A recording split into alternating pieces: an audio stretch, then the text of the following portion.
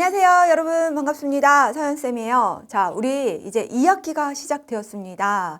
자, 어느덧 이제 2학기 공부를 할 텐데, 보통 방학 때 이제 2학기를 예습하는 친구들도 있을 것이고, 현행을 함께 하면서 이제 같이 함께 뭐 복습을 하던가, 아니면은 살짝 선행을 하는 친구들도 아마 있을 텐데요.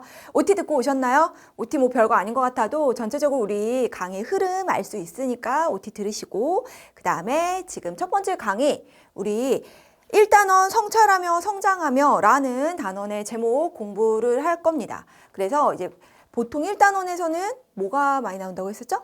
네. 선생님 강의 열심히 들은 친구들은 아마 알 거예요. 문학. 네. 문학 작품을 보통 1단원에 배치를 좀 많이 합니다. 아무래도 조금 딱딱한, 그냥 이건 선생님 개인적인 생각입니다. 딱딱한 그러한 뭐 설명문이라든가 논설문보다는 그래도 조금은 우리의 어떤 마음을 좀 몽글몽글하게 움직일 수 있을 만한 그런 작품들을 이제 앞에 좀 배치를 하는 것도 있고요. 그 다음에 이제 이러한 문학 작품을 통해서 우리 첫 번째 대단원의 학습 목표랑 같이 연관해서 공부를 해야지 전체적으로 시험이 어떤 식으로 나오는지 알 수가 있다라고 했었죠. 자, 성찰하며 성장하며라고 되어 있어요. 자, 우리는 살아가면서 끊임없이 자신을 어떻게 해요? 네, 자기 자신에 대해서 되돌아보고 반성하기도 하면서 네, 성찰을 합니다. 그것을 성찰이라고 하는 거예요. 아, 반성한다, 뭐 관찰한다 해서 반성과 관찰 이라고 봤을 때 찰 그리고 성 이런 식으로 기억하면은 성찰이 무슨 뜻인지 알겠죠? 자, 그리고 성장한다라는 것이 우리가 육체적으로 여러분들이 뭐 학년이 올라가면서 네, 뭐 성장을 하죠. 신체적 성장, 성숙. 그런데 그거 말고도 이제 정신적으로 성장을 합니다. 자, 그것을 우리는 무엇을 통해서 할 수가 있느냐? 바로 이러한 문학 작품을 통해서 할 수가 있다라는 것이죠. 그래서 우리는 초등학교 때부터 해서 계속 공부를 해나가고 있는 거예요. 왜냐하면은 우리는 모든 것을 직접적으로 경험할 수가 없기 때문에 어떻게 바로 이러한 문학 작품을 통해서 무엇을 한다? 나의 직접 경험과 함께 비교를 해가면서 간접 경험을 하는 것이죠. 아, 같이 함께 내 스스로 어떤 나의 직접 경험과 함께 비교해 가면서 문학 작품에 속해 있는 문학 작품 속 안에 드러나는 이러한 작품 속에 어떤 대상, 인물, 네, 그리고 상황 이런 것들을 함께 비교해 가면서 성찰하고 성장해 나갈 수 있는 것에 대해 공부한다라고 생각하시면 됩니다. 자, 이것을 이제 우리가 무엇이라고 공부를 할 거냐면 문학의 가치 들이겠죠. 그것을 내면화하는 것에 대해 공부한다라는 것 먼저 이야기를 하고요. 자, 그렇다면은 우리 여기서 이제 공부할 내용 다시 한번 정리를 해줄게요. 자, 인간의 성장을 다룬 이러한 문학 작품의 가치를 알아보고요. 이 문학의 가치를 우리가 내면화해보는 것에 대해서 공부를 할 겁니다. 바로 이게 대단원의 학습 목표다라고 생각하시면 되는 거고요.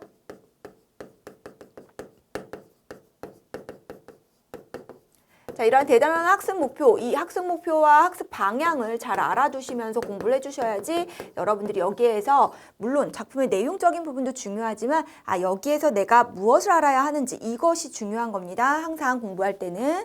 그래서 그러한 문학의 가치를 내면화한다라는 게 어떤 뜻인지를 좀 알아두셔야 하는데 내면화한다라는 게 무엇인지 조금 이따가 확인을 해볼게요. 자, 그래서 첫 번째 문학 작품으로 이 딱지라는 시를 공부할 겁니다. 자, 이 시를 감상한 후에 과거의 경험, 그리고 그 경험을 통해 현재 무엇을 깨달았는지, 그리고 이러한 딱지가 가지는 상징적인 의미가 무엇인지에 대해서 알아보도록 하겠습니다.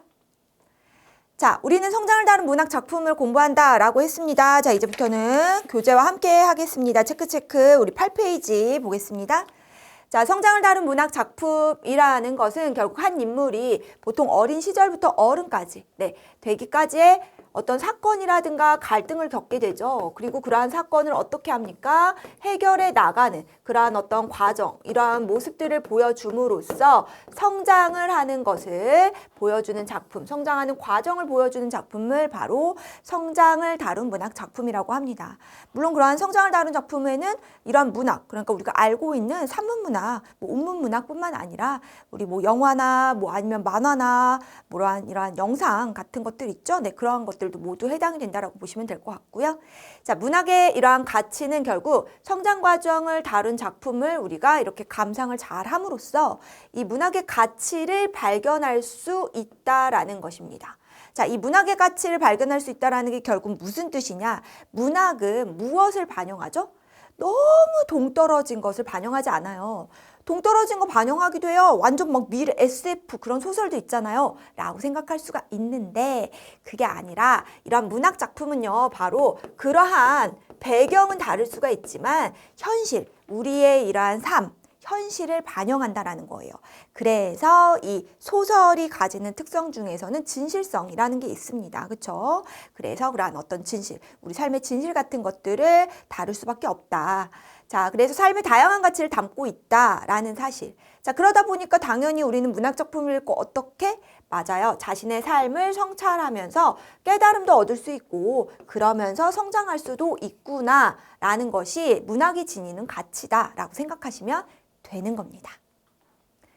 자, 이런 성장을 다룬 문학 작품을 그럼 감상하는 방법을 좀 확인을 해보도록 하겠습니다. 자, 작품에 드러난 인물의 어떠한 과정을 파악해야 되는 것입니까? 당연히 성장, 문학이잖아요. 그렇기 때문에 성장 과정, 어떠한 사건이 일어났고 어떠한 일이 일어났는데 그러한 일들을 어떻게 해결해 나가고 해결하지 못했더라도 그 과정을 통해서 무엇을 깨달았는지 이런 것들을 잘 파악을 해주셔야 된다라는 얘기고요. 자, 자신의 이러한 삶을 바탕으로 해서 작품 속의 인물도 어떠했는지 나는 그러지 못했을 텐데 이 작품 속 인물은 이렇게 행동하는구나, 이렇게 느꼈구나, 나와 비슷하구나 하는 식으로 평가해 보는 것. 그 다음 작품 속 인물과 관련된 자신의 경험이나 가치관, 돌아보는 거 중요하죠. 그리고 작품에 대한 감상 같은 거 다양한 방법으로 우리 나누는 거 초등학교 때부터 공부했었죠. 이렇게 공유해 가면서 보편적으로 우리가 일반적으로 삶에서의 어떤 가치들이 있잖아요. 뭐 행복이라든가 아니면은 편안하게 행복하게 그냥 별 일 없이 사는 거 이런 것들의 어떤 가치를 둔단 말이에요. 자, 이러한 가치를 우리가 내면화하는 것이다 라는 거. 내면한다라는 건 그냥 읽고 끝이 아니라 그것을 통해 내가 무언가를 얻고 깨달았다 뭐 이런 식으로 생각하시면 조금 더 쉬울 것 같습니다. 자, 이렇게 성장을 다룬 문학작품 읽기의 가치와 효과 그럼 정리를 해보도록 하겠습니다. 문학작품에 나타난 다양한 삶의 모습을 우리는 간접적으로 이 작품을 통해서 뭐 할 수가 있다? 말했죠. 앞에서 간접 경험할 수 있다라고 했어요. 모든 것을 다 직접 경험하기란 어렵습니다. 어떻게 살아가면서 모든 걸 다 직접 경험해요. 그래서 우리는 무엇을 해라 라고 하는 거예요? 책을 읽어라 라고 하는 겁니다. 영상을 통해서도 다 가능해요. 저 유튜브 쇼츠를 막 보니까 그냥 다 알아요, 내용. 뭐 이렇게 생각할 수 있는데 그것은 짧게 지나가고 넘어가요. 그러니까 우리의 정보들이 머릿속에서 잠깐 들어갔다가 어때? 금방 빠져나가. 그러면 이것을 뭐라고 하냐? 장기 기억으로 남게 하려면은 그래서 독서가 필요한 겁니다. 아시겠죠? 그리고 여러분은 아직 학습자예요. 네, 학생이라고 하잖아요. 네, 왜 그런 거예요? 학생은 공부를 해야 해. 돈을 벌어오라고 하지 않잖아. 그쵸? 내가 공부를 하면 되는 건데 그 공부를 함에 있어서 당연히 도움이 될 수 있을 만한 건 그런 시각적인 어떤 도파민이라고 하죠. 요새 뭐 도파민이 폭발한다 뭐 어쩌고저쩌고 막 이런 얘기들 많이 하잖아요. 그거보다도 시각적인 요소보다 그러한 시각적인 요소가 조금 더 뭐예요? 네, 글자, 활자로 들어와야지 내 기억 속에 오래 남는다라는 거. 그런 것은 간접 경험을 통해서 느낄 수 있는 책자가 좋다라는 거 꼭 기억하시고요. 문학작품을 읽는 과정에서 바람직한 이러한 삶의 가치를 당연히 어떻게 할 수가 있겠습니까? 우리가 이해하고 깨달을 수가 있어요. 그럼으로써 우리는 뭐 할 수가 있다? 성장할 수가 있다라는 점 기억을 해주시면 좋겠고요.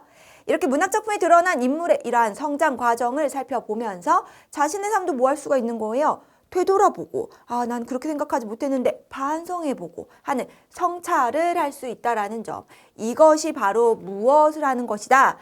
문학의 지니는 이러한 문학이 지니는 가치를 내면화할 수 있다라는 점.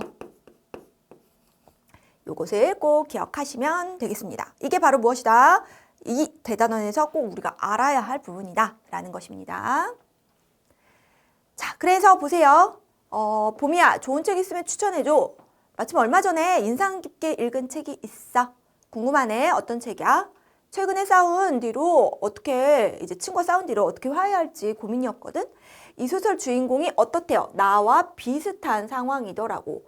이 책을 읽은 덕분에 어떻대요? 내가 먼저 친구에게 사과해서 화해할 수 있었어 라고 했습니다. 자신과 비슷한 상황에 어떤 그 처지에 놓인 인물을 통해서 아, 나의 이 상황하고도 같이 겹치는 부분이 있네. 아, 나도 이것을 내 삶에서 어떻게 보면 좀 적용을 하고 그것을 통해서 또 무언가를 깨닫고 내면한 거잖아요. 아, 이런 도움을 받았구나. 나도 읽어봐야겠다. 바로 뭐예요? 작품을 읽고 깨달은 점을 자신의 삶에 적용도 해보고 내면화하고 있는 그러한 예시다라고 생각하시면 되는 겁니다. 그러니까 사실은 우리가 계속해서 공부해왔던 내용이에요. 그런데 이것을 뭐라고 공부하는 거냐? 아, 성장을 다룬 문학 작품으로 국한을 해놓은 거고 그것에 대해서 내면화하는 것이다 라고 공부하고 있는 거예요. 이해되시죠? 그런 식으로 조금 더 심화해서 살짝 조금 어려운 낱말로 공부한다 생각하시면 되겠습니다. 자, 그러면은 우리 바로바로 개념 체크 바로 옆쪽에 이제 문제들 한번 풀어보도록 할게요. 자, 선생님이랑은 이제 2학기부터 옆에 있는 날개 문제까지 모두 다 풀어보는 식으로 해가지고 정말 꼼꼼하게 볼 거니까는요. 네, 개념 체크 문제도 한번 보도록 합시다.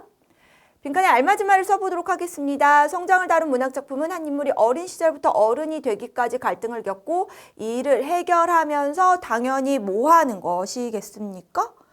성장을 다룬 문학작품은 이라고 했잖아. 그러면 이것을 겪고 해결해 나감으로써 한 단계 뭐 하겠어요? 아, 성장하는 과정을 보여주는 작품, 그게 바로 성장문학, 성장작품이구나 라고 생각하시면 되는 것입니다. 그래서 성장이라고 써주시면 됩니다.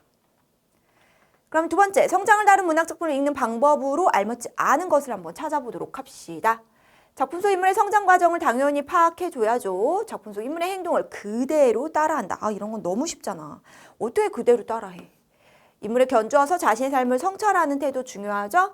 자신의 삶을 바탕으로 작품 속 인물 평가해보는 것도 해보자. 인물과 관련된 자신의 경험이나 가치관을 돌아보는 것, 그게 바로 성찰입니다. 자, 그렇기 때문에 정답은 바로 뭐가 되겠습니까? 아, 2번이 되겠구나 라고 확인할 수가 있겠네요. 자, 그렇다면은 우리 나를 키우는 문학 딱지 작품 함께 보도록 할까요? 자, 이제부터는 이 내용에서 중요한, 당연히 시니까 시가 가지는 어떤 특징, 그리고 작품 속의 내용, 그리고 대단원과 연결해서 이것을 통해서 우리가 어떻게 내면할 수 있는지 이런 것들 확인을 해보도록 하겠습니다. 자, 먼저 선생님이랑 같이 낭송. 자, 낭송이라는 건 뭐예요? 소리 내어 읽어보는 거. 자, 소리 내어 읽으면서 우리는 초등학교 때부터 공부한 게 바로 뭐야? 시 장면을 떠올리면서 읽어라. 자신의 경험과 비교해가면서 읽어라. 이런 것도 공부했었잖아요. 그렇게 함으로써 자연스럽게 운율도 느낄 수 있고 주제도 파악할 수 있는 거예요. 같이 읽어볼게요. 나는 어릴 때부터 그랬다. 칠칠치 못한 나는 걸핏하면 넘어져 무릎에 딱지를 달고 다녔다. 그 흉물 같은 딱지가 보기 싫어 손톱으로 득득 긁어내어 떼려고 하면 아버지는 그때마다 말씀하셨다. 딱지를 떼어내지 말아라. 그래야 낫는다. 아버지 말씀대로 그대로 놓아두면 까만 고약 같은 딱지가 떨어지고 딱정벌레 날개처럼 하얀 새살이 돋아나 있었다. 지금도 칠칠치 못한 나는 사람에 걸려 넘어지고 부딪히며 마음에 딱지를 달고 다닌다. 그때마다 그 딱지에 아버지 말씀이 얹혀진다. 딱지를 떼지 말아라. 딱지가 새살을 키운다. 라고 했습니다. 새살을 키운다라는 이 표현을 보니까 어떤 광고 문구 생각이 나는데 우리 뭐 약 바르면 새살이 솔솔 돋아난다. 뭐 이렇게 하죠. 사실 우리가 상처가 났어. 자, 그런데 그 상처가 아무는 시간이 필요해요. 자, 이 시간이 필요하고 그 시간이 지나고 나면은 뭐가 생기죠? 맞아요. 딱지가 생겨요. 까만 딱지. 그 까맣고 어떻게 보면 보기가 싫어. 그 보기 싫은 걸 어떻게 표현하고 있어요? 흉물 같은 딱지다라고 표현을 하고 있죠.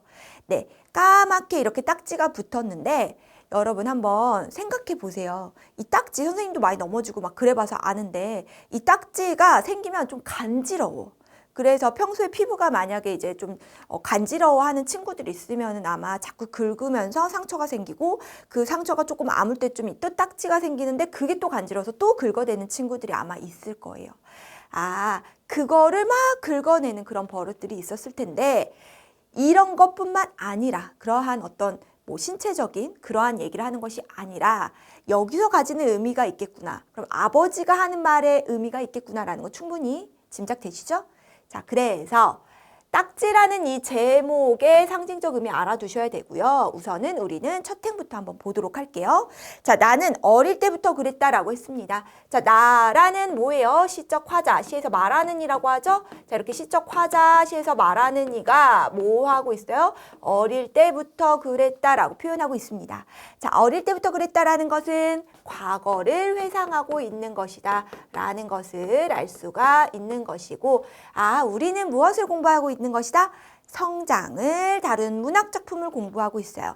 성장을 다룬 문학작품 같은 경우는 어떻다라고 했습니까? 바로 이런 식으로 과거 어린 시절에 대한 이야기가 나오고요. 그리고 또 어른이 되었을 때, 뭐 현재 어른이 되었을 때 그러한 이야기가 나오는데, 그 과정 속에서 어떠한 경험을 했고 그것을 통해 어떻게 성장했는지를 보여준다라고 했었죠. 그래서 과거 회상하는 내용이 나온다라고 생각하시면 되는 거고요.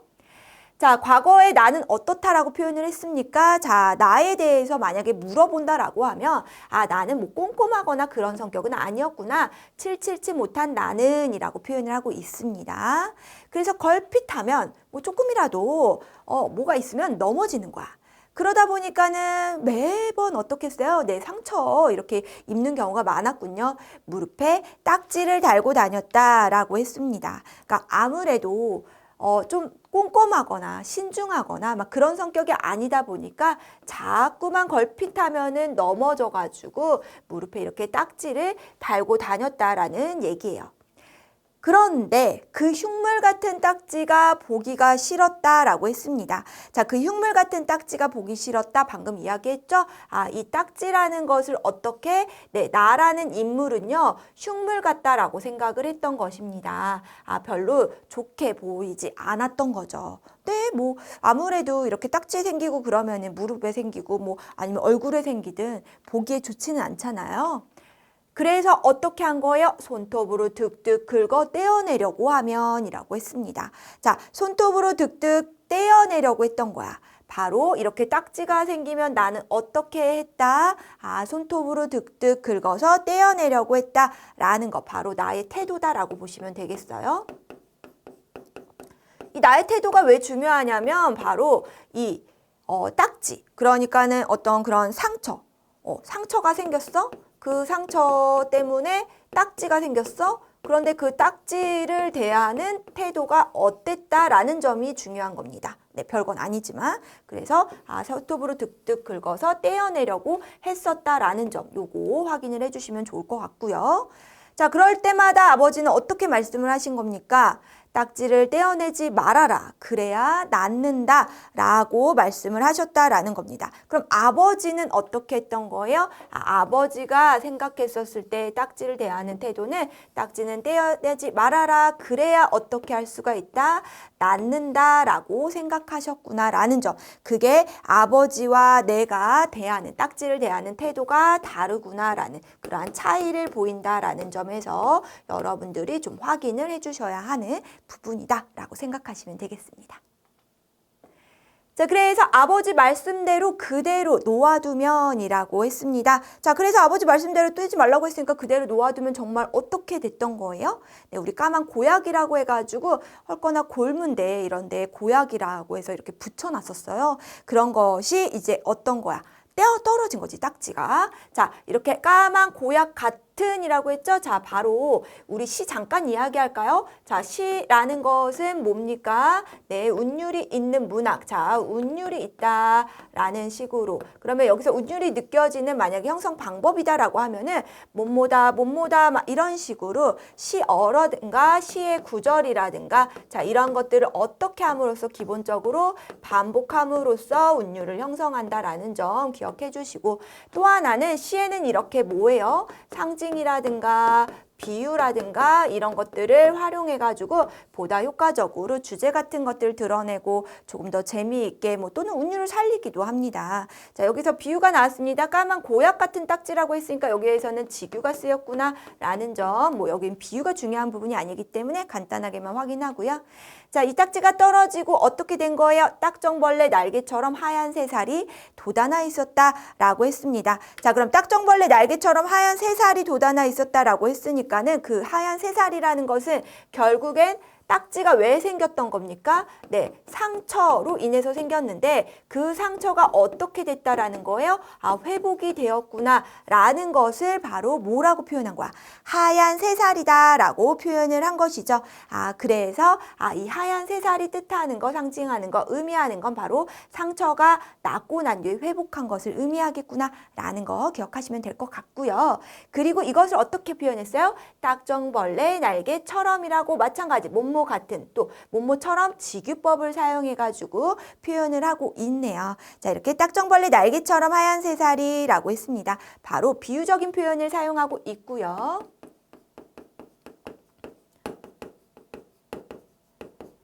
그 다음에 하얀 새살, 그리고 딱정벌레 날개 같다 라는 것은 우리가 눈으로 봐야지 알 수 있죠. 자, 우리 시에서는요, 상징과 비유, 운율도 있지만 또 하나 마음속에 떠오르는 이미지, 바로 그게 무엇이죠? 심상, 다양한 감각적인 심상을 사용해가지고 네, 장면을 자연스럽게 떠올리게 만들기도 합니다. 그럼 여기서는 어떤 심상이 쓰였을까? 그렇지, 눈으로 봐야 알 수 있으니까 시각적 심상이 쓰였구나 라는 것도 확인을 해볼 수가 있는 부분이겠습니다. 자, 그렇게 하얀 새살이 어떻게 된 거예요? 네, 정말 그렇게 나 있었다라는 얘기죠.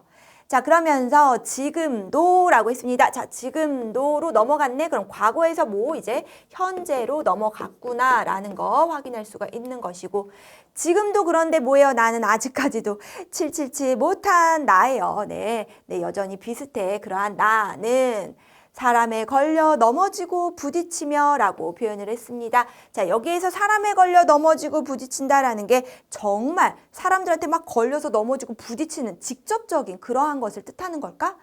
아니겠지. 바로 뭐겠어요? 네, 만약에 어렸을 때에는 정말 그냥 넘어져서 막 이렇게 맨바닥에 막 털푸덕 넘어져가지고 다쳤을런지 모르겠지만 이제 우리가 나이가 들고 이제 여러분들이 여러 가지 사회생활도 하고 여러분은 지금 학교 생활하면서 조금만 또 사회생활 하는 거거든요. 그런 것처럼 거기에서 오가는 또 여러 가지 다양한 막 문제들이 있잖아. 네, 그러면서 상처를 받기도 하고요. 바로 그러한 얘기를 한다라고 생각하시면 되겠습니다. 사람들과의 관계에서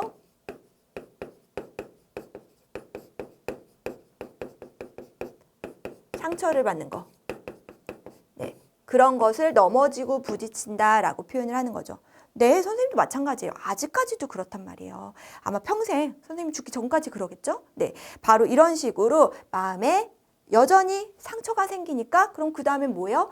딱지를 달고 다닌다. 현재도 그렇다. 어른이 된 나도 그렇다라는 얘기예요. 자, 그때마다 그 딱지에 아버지 말씀이 얹혀진다라고 했습니다. 바로 뭐예요? 아버지가 이렇게 알려주셨었거든. 바로 아버지의 어떻게 보면은 가르침이다라는 것이죠. 그러면서 딱지를 떼지 말아라. 새살을 키운다는 거죠. 딱지가 결국엔. 그런 어떤 사람들에게 받은 상처, 아픔 막 이런 것도 결국에는 어떻게 되는 거예요. 네, 딱지가 아물기를 기다리면은 그러면 너가 또 어떻게 보면 한 단계 성숙해질 수도 있고 그것을 통해서 무언가를 깨달을 수도 있고 성장할 수도 있고 성숙해질 수도 있고 그러면서 어떻게 된다? 새살을 키운다. 결국에는 그 상처를 회복하게 될 것이다 라고 얘기하는 것입니다. 자, 이런 식으로 시 속에서의 함축적인 의미 잘 확인을 해주시고 이러한 아버지 말씀, 아버지의 어떤 가르침, 자연스럽게 아물기를 기다려라 라는 어떤 이 기다림에 대한 가르침 이런 것들도 여러분들이 잘 기억해 주시면 좋을 것 같습니다. 자, 그렇다면은 우리 소단한 체크 옆에 문제 한번 풀어보도록 하겠습니다. 자, 이제 나에 대한 설명으로 알맞지 않은 것을 찾아보도록 할까요? 첫 번째, 어릴 때 자주 넘어져 무릎에 상처가 곧 잘랐다라고 했습니다. 두 번째, 아버지의 가르침을 이해하고 깨달음을 얻고 있다라고 나와 있죠. 어린 시절 회상하며 자신의 태도를 반성하고 있다라고 했는데 이걸 회상하면서 반성한다라고 보기는 조금 어렵죠. 어린이 된 후에는 사람들과의 관계에서 마음의 상처 받았고요. 아버지의 가르침에 따라 마음의 딱지도 그대로 두려고 한다. 네, 라고 나와 있어요. 마지막 부분에. 자, 따라서 정답은 3번이다 라고 보셔야지 맞겠습니다. 자, 그럼 두 번째입니다. 이 시에서 딱지의 의미로 알맞은 것도 한번 찾아보도록 하겠습니다. 자, 우리 상처를 입은 원인이라고 되어 있는데 아니죠. 딱지는요, 상처가 난 뒤에 그 다음에 새살이 돋아나기 전에 이 딱지가 얹어지는 거죠. 바로 상처가 회복되는 어떤 과정을 뜻하는 것입니다. 그러니까 그걸 내비둬라, 그대로 둬라라고 하는 것이죠. 뭐 까닭, 반성, 원망 모두 아니죠. 정답 2번 찾아주시면 되겠습니다. 자, 우리 딱지의 의미 당연히 알아두셔야 되기 때문에 별표 나와 있는 것입니다. 그 다음에 세 번째, 이 시에서 보기의 기억을 나타내는 시어는 무엇인지 찾아보도록 하겠습니다. 자, 보기에서의 기억은 이 시는 딱지가 생기고 떨어지며 상처가 아무는 과정을 겪은 뒤에 내면적 성장을 이룰 수 있음을 이야기하고 있다라고 했습니다. 자, 이 내면적 성장이라는 건 상처의 회복이라고 볼 수가 있네요. 그 상처 회복을 우리가 여기서는 뭐라고 표현했었죠? 맞아요. 새살이라고 표현했습니다. 자, 따라서 정답은 5번. 당연히 이것도 상징적 시어의 함축적 의미 알아두셔야 하는 부분이기 때문에 주제하고도 연관되어서 중요할 수밖에 없어요. 별표 나와 있습니다. 기억하시고요. 자, 주관식입니다. 이 시에서 딱지를 빗대어 나타낸 보조관념 두 가지를 찾아가지고 쓰시오 했습니다. 원관념, 보조관념. 원관념이 딱지야. 자, 그럼 보조관념이다라는 것은 무엇이야? 자, 여기서 내용에서 나와 있었죠. 딱지를 뭐라고 표현했었죠? 네. 흉물 같은, 뭐 고약 이런 식으로 표현을 했잖아요. 요렇게 보조관념 찾아주실 수 있어야 합니다. 보조관념, 원관념 아직도 모르면 안 돼요. 자, 그렇다면 우리 옆에 소단원 체크 문제까지 해가지고 다 봤고요. 핵심 정리하면서 슬슬 마무리해 볼게요. 자, 현대시이자 자유시이자 서정시 우리가 배우는 거의 대부분의 90% 이상의 시가 이렇다라고 했었죠? 넘어가요. 제재 당연히 중요한 제목과 연관되는 딱지고요. 결국에는 무엇을 이야기하는 것이냐라고 봤었을 때 여기 제재라고 나와 있네. 자, 요거 제재 아니고요. 네, 요거는 그냥 오타야 주제입니다. 인생의 시련을 극복하며 성장하는 과정에 대한 깨달음이다 라고 보시면 됩니다. 아, 인생의 시련을 극복하면서 성장하는 과정에 대한 깨달음을 다루고 있구나 라고 생각하시면 돼요. 자, 특징은 바로 뭡니까? 일상적인 소재인 무엇을 활용한 거예요? 우리 딱지 생길 수 있잖아. 아, 이러한 딱지를 활용해서 소재라고 했으니까 인생의 깨달음을 표현했구나 라는 거 꼭 기억하셔야 하고요. 우리 어린 시절 회상 현재의 깨달음이 드러나는 구조, 거의 대부분 성장문학에서는 나타나는 구조다라고 생각하시면 좋을 것 같아요.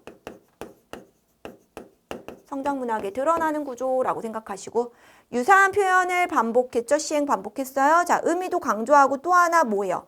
반복은 운율 형성이다라고 했죠. 시기 때문에 시와 관련된 기본적인 거다라는 거 기억하시고 딱지가 생기고 떨어지면 상처가 회복되는 과정을 어떻게 표현을 한 것입니까? 인간의 내면적 성장 과정에 빗대어서 표현을 했다라는 점 알아두시면 되겠습니다.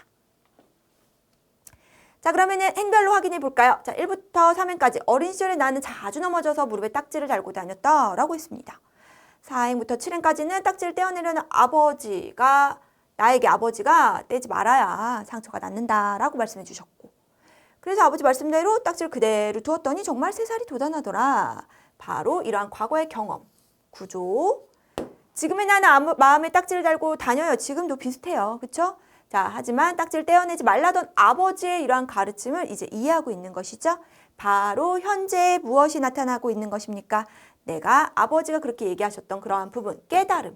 네, 이런 식의 구조로 이루어져 있구나라는 거, 그걸 기억을 해주시면 좋을 것 같습니다.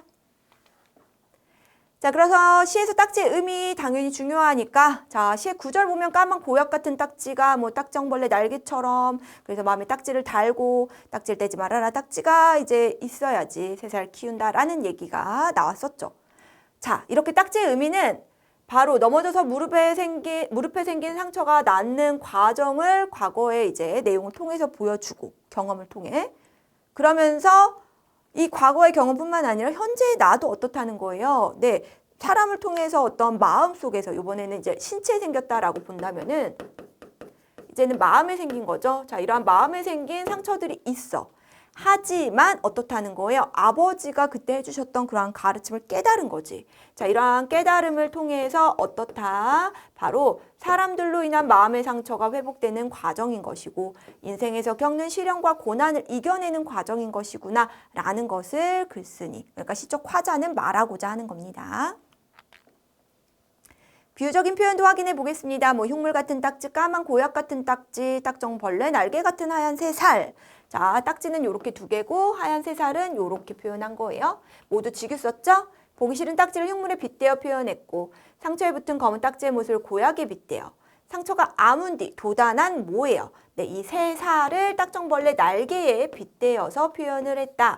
자, 이렇게 비유적인 표현, 직유법이 사용이 되었구나 라는 사실 기억을 해주시고, 뭐 심상을 보자면 시각적 심상도 쓰인 것이고요. 그 다음 아버지의 가르침을 통해서 결국 나는 무엇을 깨달았느냐라고 봤었을 때에는 딱지를 떼지 말아라 그래야 낫는다 라는 이러한 가르침. 자, 그것은 상처는 딱지가 생기고 떨어지는 과정에서 자연스럽게 나을 수가 있다라는 거. 그리고 상처가 회복되는 과정에서 내가 무엇을 한 단계 성장, 뭐 어떤 신체적인 성숙뿐만 아니라 말했잖아요. 성장, 마음의 성장을 이룰 수가 있는 것을 이야기하고자 하는 것입니다. 이렇게 성장을 이룰 수 있다라는 이러한 깨달음을 보여주고 있는 작품, 우리가 공부했다라고 생각하시면 될 것 같습니다.